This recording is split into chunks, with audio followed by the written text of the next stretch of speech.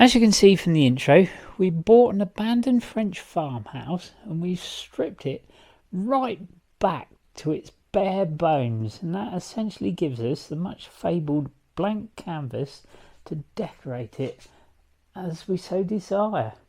Unfortunately, that also leaves us in a bit of a precarious void. I mean, where do we go from here? Where do you start? Do you replaster these walls with smooth plaster? Do you add show mortar plaster, or do you add a hand plastered finish?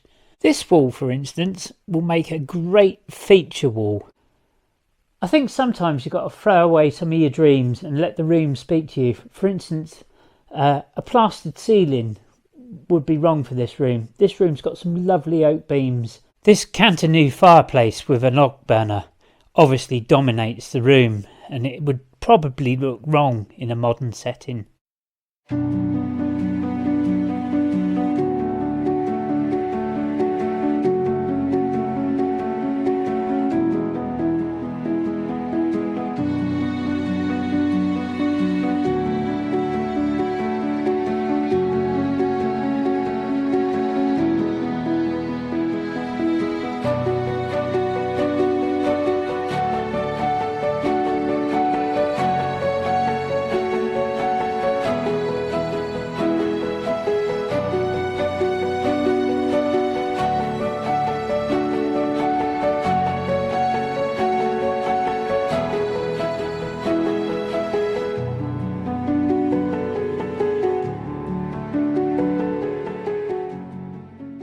Stage 1 of my solid oak stained glass window frame. What could possibly go wrong? What you can see here is some tags on the side of the glass which suggest that this stained glass window panel has been cut from a much larger piece, and that suggests that this stained glass window panel was part of a much larger piece, or was from, say, a row of houses, or like from a door, or a large window. And I bought these pieces of glass over a period of 16-20 years, and one of our followers on YouTube, Ian, got in touch with me to say, look at the edges, there's some tags on the side suggesting that this is being cut from a much larger piece, where several pieces of glass slot together. Now this would normally be a rounded edge if you were sort of like just making one separate piece on their own, and what happens is people cut much larger pieces into small pieces so they sell better. And this is actually very old glass, as you can see. There's some cracks in it and stuff like that, and there's bubbles in the glass up here and things like that, and there's varnish on here, suggesting that it's been fitted to an old window. And all the pieces that I bought over sort of 16-20 years have all got the same varnish on them, suggesting that they've at least come from the same row of houses, or probably from the same house. So someone might have had double glazing installed or something like that. So that makes the story of me getting these from the same house, or at least the same row of houses over a period of 20 years, absolutely amazing. Well, at least to me anyway. This could all go horribly wrong, you know that. Oh yes. Yeah.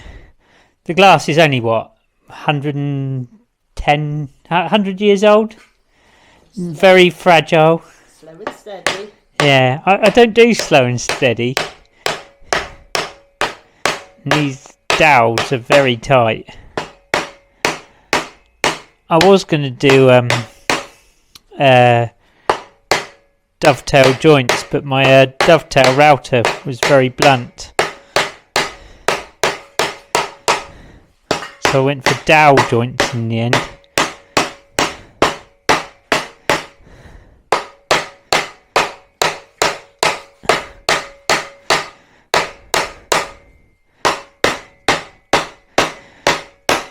It is going together.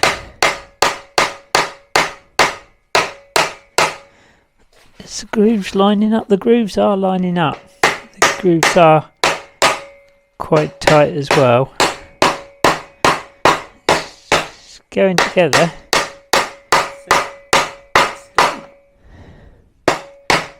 It's a bit loose this side.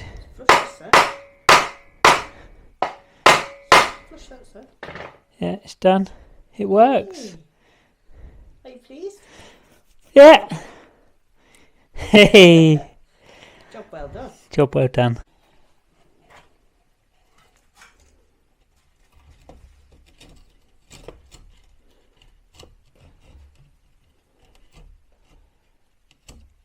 Something like that, do you reckon? Yeah, definitely. Clean the glass up a bit. Look a treat, wouldn't it? Does that look good to you? I think so. Yeah. Very pleased, love. Yeah. We'll go with that. Yeah, they're going to look brilliant. Yeah. What do you reckon? Put a bit of oil on the wood or leave the wood natural? Don't know. The glass needs cleaning because it's got dust and fingerprints on it. Yes, it does. Yeah. Yeah. That's lovely. Yeah, I like those. Yeah, a bit of Art Deco. Yeah. Yeah. And that's what it looked like from the other side. So although you can score and snap the plasterboards, because the beams are split oak, they're not in any way straight or in a line, parallel, etc., etc. They're completely different width at one end to the other. What you have to do is you have to go along with a saw afterwards and trim, and it's quite. Not quick. It's not quick in any way, is it? No. So yeah, you have to tweak the. There's several trips up and down the ladder. Yeah, it's a very slow, long process, isn't it? Oh yes. So yeah, as you can see, we're starting to put the plasterboards up one by one, and I've left Mandy to it because my shoulder is absolutely knackered from sanding the beams last week. So as you can see, not quite. Is it going in? No. No. So yeah, as you can see, they don't go straight up. Yeah, so the measurements are right at each end, but Yeah, but no, not in the middle. not in the middle in any way, shape or form. So that's the game we're playing today. Shave the plasterboard. Shave the plasterboard. Oh my days. I think Mandy's beginning to struggle now. Her arms are getting quite tired. I've got twisted beams, so I've had to put the plasterboard in further down, and I've got to pull it across to the end, and I've run out of steam now. Yeah. My arms just aren't long enough anymore. No. Bonus is if I let go, it'll stay up there now. Yeah, it's wedged, isn't it? Oh my days, this isn't easy. No. You're well over halfway now. How are you coping? All right, this morning everything's going so far so good. Yeah, your arms still surviving, are Arms they? are all right this morning. My head's taking a hammering. Oh dear, bless you. It's kind of my third hand at the moment, holding up the plasterboard. Oh dear. But yeah, there you go. But yeah, so far so good. So far, so good. So far so good. However, I've only now got one sheet of plasterboard left. So we're going shopping, We're are going we? to go shopping in a bit. Yeah. I'll finish that one off first, so we know how much we need. Yeah. Yeah, I think we're probably going to need at least 1.5 Well, if we grab two, I've got a few offcuts down there for the end bits. Yeah. If we grab 2 full boards, it's not going to go to waste. We've got the rest of the house to do. Yeah.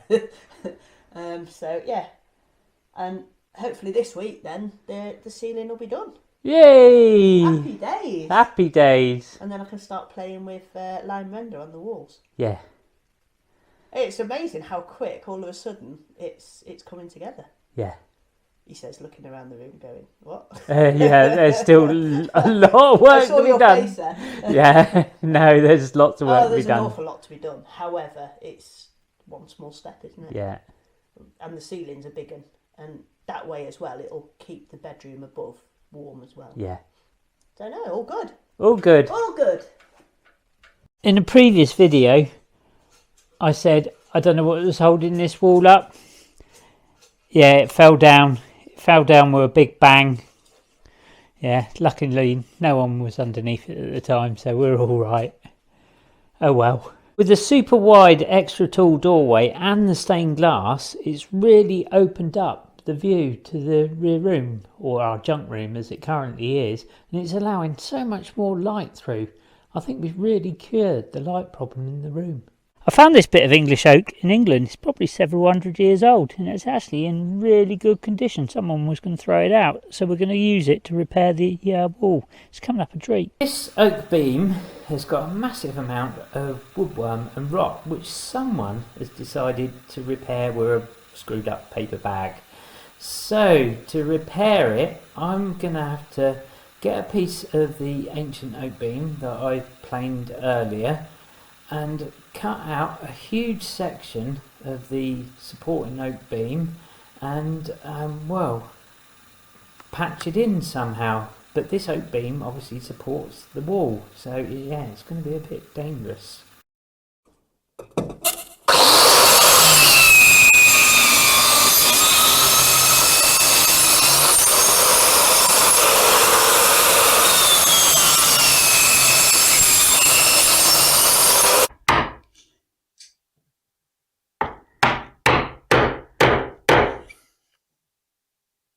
So as you can see, there was a huge patch of woodworm and rot there.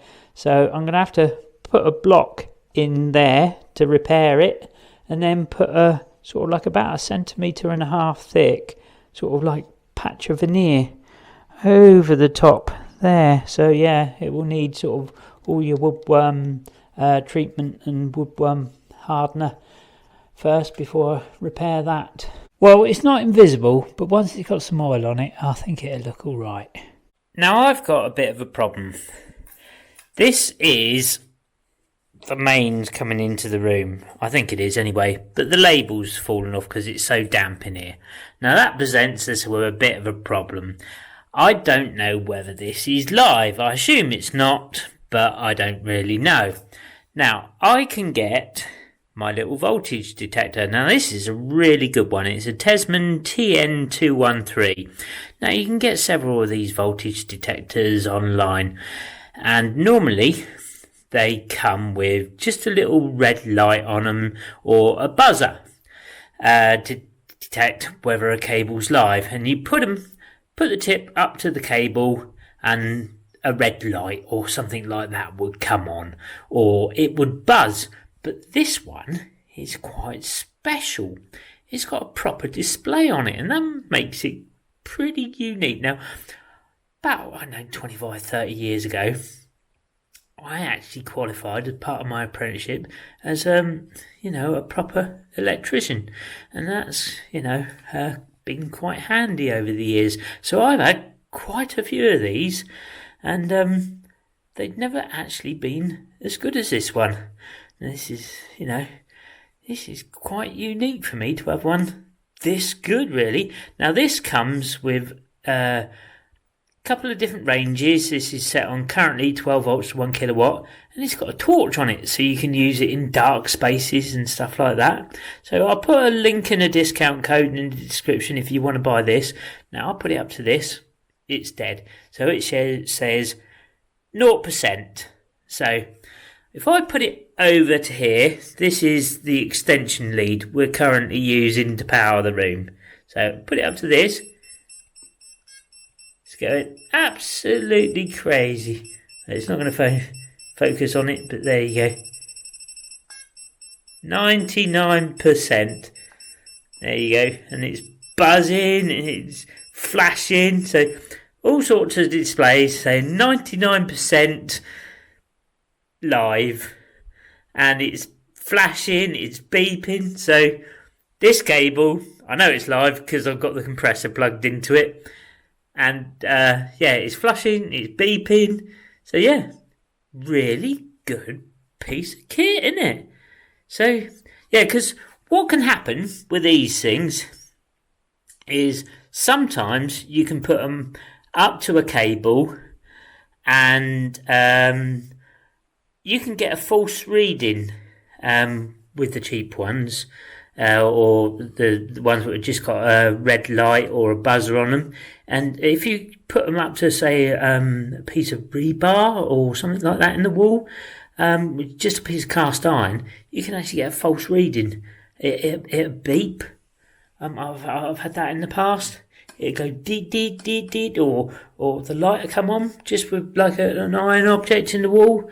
But when you've got a percentage a display on the thing, that's really handy.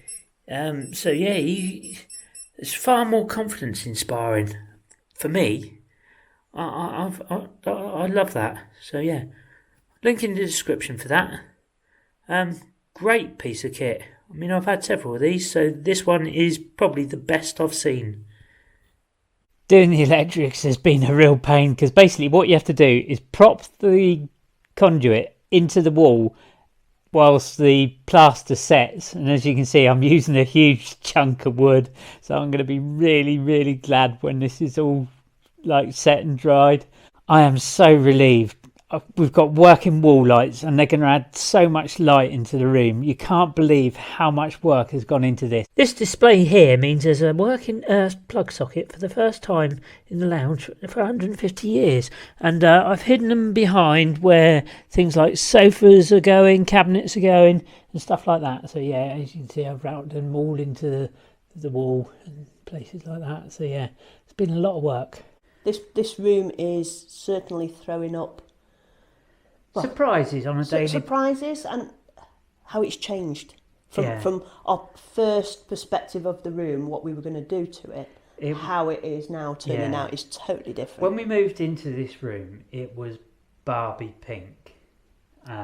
Everything was painted. Any bits of wood was pink or black. Yeah, they got this lead pink Barbie paint. Do you think it was like a job lot that they used to get? Yeah. Because the whole house is in it. The whole house is painted with this Barbie pink paint. They painted the doors, and they got matching Barbie pink wallpaper. So it was very hard to imagine anything in the house on how we were going to decorate this house. But anyway, we kind of overcome it, and so yeah, but this room has evolved, and it evolves on a daily basis, really. Yeah. So, when we moved from England, we both had our own preconceived ideas on how we were going to decorate this house, and I think we both came with sort of like books, and we both seen pictures on the internet on how we were going to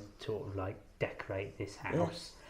And you had your ideas, I had my ideas, and they were both different. This is basically the first house we both owned. Yeah. And I'd kind of quite liked, say, a gentleman's sort of like I don't know, like the old gentleman's lounge with your Chesterfield sofa and your fire. I'd still love a Chesterfield sofa here. Well, again, it's changing, isn't it? Because I would quite like that in here. Oh, but really? That's my idea of this room was going to be like the cornicing, the French chic, the flowing fabrics. Yeah, well, fabrics. I'd still quite like a French chic bedroom somewhere. Yeah. In the house. So yeah, maybe we'll save the French chic for another room. Yeah. But yeah, not this one. This is not a French chic room now. The fireplace is too big for a French chic. Yeah. So yeah, but when there was this on the ceiling in here, there was this. I don't know. It wasn't hardboard. It wasn't MDF. It was kind of cardboard. Cardboard. Yeah. Yeah. Thick cardboard. It was hanging down, and there was rodent nests and flies and all sorts in the ceiling. Yeah. And that came down, and there was these black but oak beams in the ceiling. We had to basically discover what they were like underneath. Well, let's face it, we didn't know they were oak to start with because they were just black. They were black. But anyway, we sanded them down and went, oh, wow. Yeah. So you have to let the room tell you and what's happening on a day. You've got to let it speak to you, really, on almost a daily basis. Yeah, and don't be afraid to change your mind. No. It's... So... Yeah. Like, when the wall kind of When we brought the wall down. Yeah, when we brought the wall down. When the wall happened. The royal way. When the wall happened, it opened up and suddenly the room became really, really light. Yeah, a lot lighter and a lot bigger. Yeah, and a lot bigger, and it's massive now. That's because there's a wall missing. There's a wall missing, and you can see through to the rear now, and it's suddenly huge.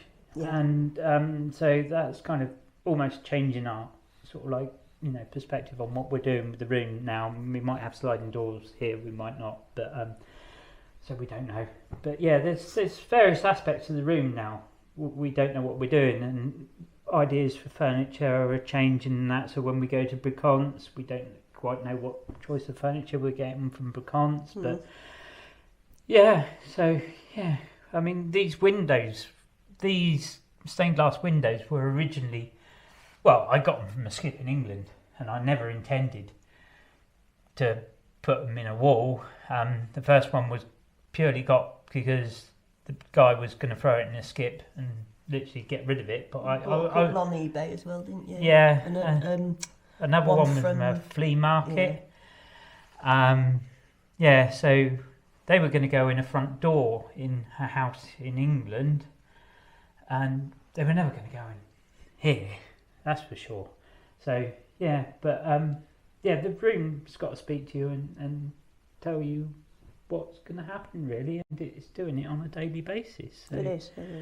And yeah, you might have your ideas what to do. I might have my ideas what to do, and if we disagree, then I win. You win. No, no. We've both got to be happy with the choices. Yeah. Because if one of us isn't happy, then there's no point doing it. No. Because you're just going to sit and look at that whatever it is for the rest of your life, just grinding your teeth, aren't you? Yeah, I am. You know. Yeah. No. Yeah. So. Yeah. Yeah. So. That's it. Yeah. So as usual, folks, give us a bit of the old like and subscribe. He does like that. I love a bit of that, and see you next time. see you next time. Au revoir. Au revoir.